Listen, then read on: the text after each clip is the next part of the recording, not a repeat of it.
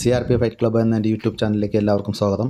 അപ്പോൾ നമ്മൾ ഒരുപാട് ദിവസമായി ഒരു വീഡിയോ അപ്ലോഡ് ചെയ്തിട്ട്, അപ്പോൾ ഹംപിയിലെ നമ്മുടെ യാത്രയുടെ 3-ാമത്തെ എപ്പിസോഡാണിത്.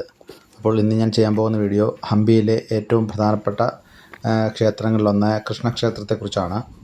അപ്പോൾ ഹംപി എന്ന് പറയുന്നത് തന്നെ ക്ഷേത്രങ്ങളാൽ നിറഞ്ഞ ഒരു നഗരമാണ് ഈ ഹംപി. ഈ ക്ഷേത്രം ഇവിടെ നിർമ്മിച്ചത് വിജയനഗര സാമ്രാജ്യത്തിൻ്റെ അന്നത്തെ രാജാവായിരുന്ന കൃഷ്ണദേവരായരാണ് ഈ ക്ഷേത്രം 1513 AD ഇവിടെ നിർമ്മിച്ചത്. അന്നത്തെ കിഴക്കൻ രാജ്യമായ ഉദയഗിരി എന്ന് പറയുന്ന രാജ്യത്തെ കീഴടക്കിയതിൻ്റെ ആഘോഷത്തിനായിട്ടാണ് അദ്ദേഹം ഈ ഒരു ക്ഷേത്രം പണിയെടുപ്പിച്ചത്. അത് ഇന്നത്തെ ഒറീസ സംസ്ഥാനത്താണ് അത് സ്ഥിതി ചെയ്യുന്നത്. ഇവിടുത്തെ പ്രതിഷ്ഠ എന്ന് പറയുന്നത് ശ്രീകൃഷ്ണൻ്റെ ബാലരൂപമായിരുന്നു അന്നത്തെ പ്രതിഷ്ഠ. ഈ വിഗ്രഹം ഇപ്പോൾ ഇവിടെ ഇല്ല. ഇപ്പോൾ അത് ചെന്നൈയിലെ മ്യൂസിയത്തിലാണ് പ്രദർശിപ്പിച്ചിരിക്കുന്നത്. നമ്മൾ ഈ ക്ഷേത്രത്തിലേക്ക് പ്രവേശിക്കുമ്പോൾ അകത്തോട്ട് വരുമ്പോൾ ഒരു കൂറ്റൻ സ്ലാബ് കാണാം. നമ്മൾ ആദ്യം വീഡിയോ എടുത്ത് തുടങ്ങിയപ്പോൾ ഉണ്ടായിരുന്ന ഒരു സ്ലാബ്.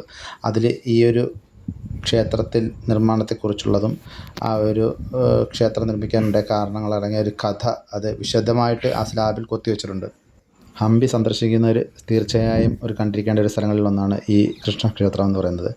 ഈ ഒരു ക്ഷേത്രവും ഇതിൻ്റെ പരിസരവും അതിൻ്റെ ഓപ്പോസിറ്റ് സൈഡിലായിട്ട് അതിൻ്റെ ഒരു മാർക്കറ്റ്, അതിൻ്റെ ഒരു പുഷ്കരണി, ഈ വെള്ളമൊക്കെ അന്നത്തെ കാലത്ത് വെള്ളം കെട്ടിച്ചിട്ടിരിക്കുന്ന സ്ഥലത്തെ അറിയപ്പെടുന്ന പുഷ്കരണി. നമ്മൾ ഈ കുളം കണക്ക് വെള്ളം സംഭരിച്ചിരുന്ന ഒരു സ്ഥലമാണ് പുഷ്കരണി എന്ന് പറയുന്നത്. ഇതെല്ലാം അറിയപ്പെടുന്നത്, ഇതിപ്പോൾ അറിയപ്പെടുന്നത് കൃഷ്ണക്ഷേത്രം.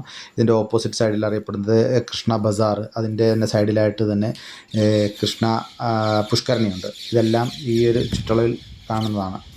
പിന്നെ ഈ ഒരു ക്ഷേത്രത്തിൻ്റെ പ്രധാന കാഴ്ച എന്ന് പറയുന്നത് ഇതിൻ്റെ കൊത്തുപണികളാണ്.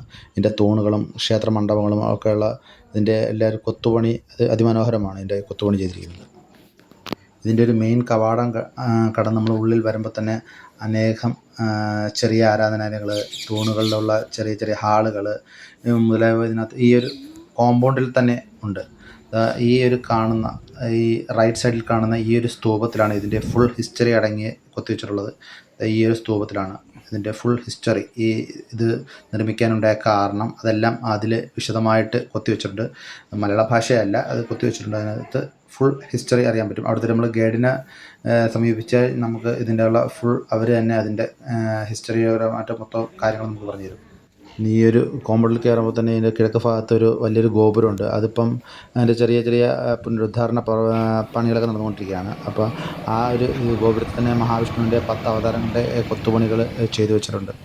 നമ്മളത് ആ ക്ഷേത്രത്തിൽ നിന്നും വെളിയിൽ ഇറങ്ങിക്കഴിഞ്ഞാൽ ഈ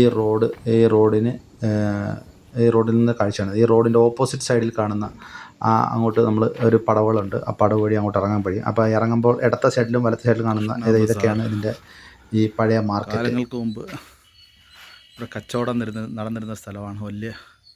വലിയ രീതിയിലുള്ള കച്ചവടങ്ങൾ നടന്നിരുന്ന സ്ഥലമാണ് കൃഷ്ണ ബസാർ. ഓക്കെ, ഏകദേശം 200-300 മീറ്റർ നീളത്തിൽ ഇതൊരു മാർക്കറ്റായിരുന്നു. അതിൻ്റെ അപ്പുറത്ത് ഒരു കുളം, ഇതിൻ്റെ അപ്പുറത്ത് അമ്പലം. ഇത് കൃഷ്ണ ടെമ്പിളാണ്. ഇവിടെ എല്ലാം കാട് കയറി കിടക്കുക. ഇപ്പോൾ മൊത്തം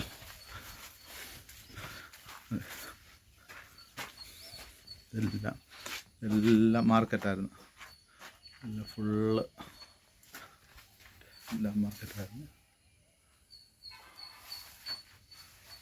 എല്ലാം ഇടിഞ്ഞ് വീഴാറായിരിക്കുകയാണ്. കുറേ നശിപ്പിക്കപ്പെട്ട് ബ്രിട്ടീഷുകാർ കാലത്ത് കുറേ നശിപ്പിക്കപ്പെട്ടിട്ടുണ്ട്. കൃഷ്ണ ബസാർ. ഈ ഒരു ഫലകത്തിൽ ഏകദേശം ഇതിൻ്റെ ഒരു ഹിസ്റ്ററിയുടെ ചെറിയ വിവരണം ഇതിനകത്ത് കൊത്തിവെച്ചിട്ടുണ്ട്. ഇത് നമുക്ക് വായിക്കാൻ പറ്റും. അതിന് ഇംഗ്ലീഷിലുണ്ട്, ഹിന്ദിയിലുണ്ട്, നമുക്ക് വായിച്ചെടുക്കാൻ പറ്റും. പിന്നെ അത് കന്നഡയിലും ഉണ്ട്.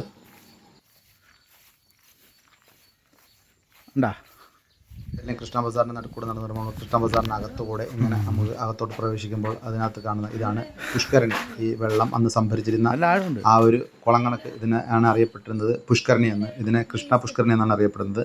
ഇവിടെ തന്നെ 4 സൈഡിൽ ചാലുകൾ കണക്ക് ചെറിയ പാറകൾ കൊണ്ടുള്ള ചെറിയ ഓടകൾ കണക്കുണ്ട്. അതിൽ മഴ പെയ്യുമ്പോഴും മറ്റും അതിൽ നിന്നുള്ള വെള്ളമാണ് ഇതിനകത്ത് സംഭരിച്ചിരുന്നത്.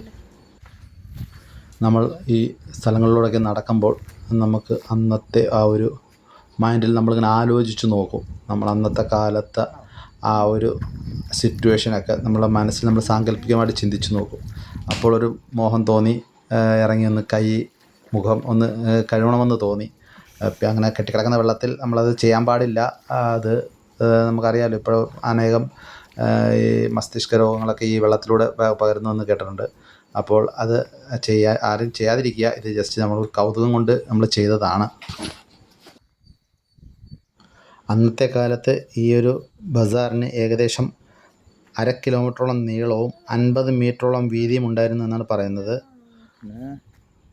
അന്നത്തെ കാലത്തെ ഹംപിയിലെ ഏറ്റവും വലിയ മാർക്കറ്റുകൾ ഒന്നുകൂടിയായിരുന്നു ഈ കൃഷ്ണ ബസാർ. ഇതുകൂടാതെ വേറെ അനേകം മാർക്കറ്റുകൾ ഉണ്ടായിരുന്നു. എങ്കിലും പ്രധാനപ്പെട്ട മാർക്കറ്റുകളിൽ ഒന്നാണ് ഈ പറഞ്ഞ വിരുപക്ഷ ബസാർ ഉണ്ട്, അതാണ് ഇപ്പോൾ പറഞ്ഞ കൃഷ്ണ ബസാറുണ്ട്. ഇതുപോലെ ഇനിയും അങ്ങോട്ട് പോകുമ്പോൾ വേറെ അനേകം ബസാറുകൾ നമുക്ക് കാണാൻ കഴിയും. അപ്പോൾ ഇതൊക്കെ ഇപ്പോൾ തകർന്ന നിലയിലാണ്, കാണുമ്പോൾ മനസ്സിലാവും. അപ്പോൾ കൃഷ്ണ ബസാറിനെയും കൃഷ്ണ മന്ദിറിനെയും ഈ ഒരു പുഷ്കരനെയും പറ്റിയുള്ള ചെറിയൊരു വീഡിയോ ആണ്. അപ്പോൾ ഈ വീഡിയോ എല്ലാവർക്കും കണ്ട് ഇഷ്ടപ്പെട്ടു എന്ന് കരുതുന്നു.